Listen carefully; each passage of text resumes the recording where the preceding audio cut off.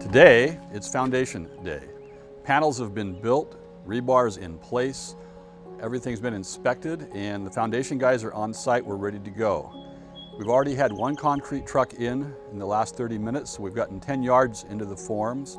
The next truck's on the way. We've got a big boom truck sitting up top.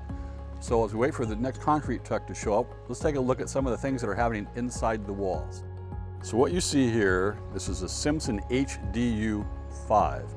This is a hold down bracket. We're going to see this again during framing. This goes all the way down into the rebar of the foundations. It's connected down below.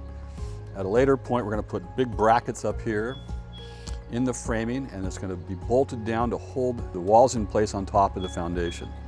The other bracket you see over here is a Simpson, it's an HD14. This we'll also see later that'll hook into the framing of the walls. There are, gee whiz, what is it, 16 of these and 28 of those throughout the different locations of the home.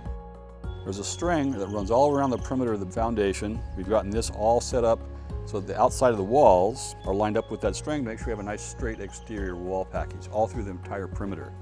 Just inside the panels, it's a little hard to see, but there's some little nails in here about every 2 feet. And those are going to set the final grade of the height of the wall, because the concrete won't come actually up to the very top of the wall. We want it to be at a precise number down inside, nice and flat. So they've gone through with a laser in the center of the building here. They've set up all their little laser lines for the top of the foundations here with these little nails for guidance. When they're finished, they pull the nails out, have a nice flat foundation wall, easier to frame the house.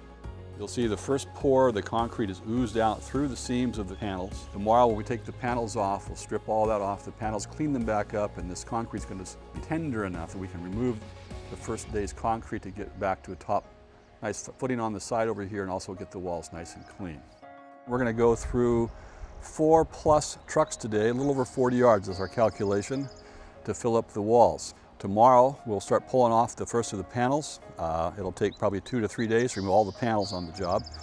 And then at that point the walls are exposed and we can move on to waterproofing and drainage. So that's what we've got today. That's the day's wrap.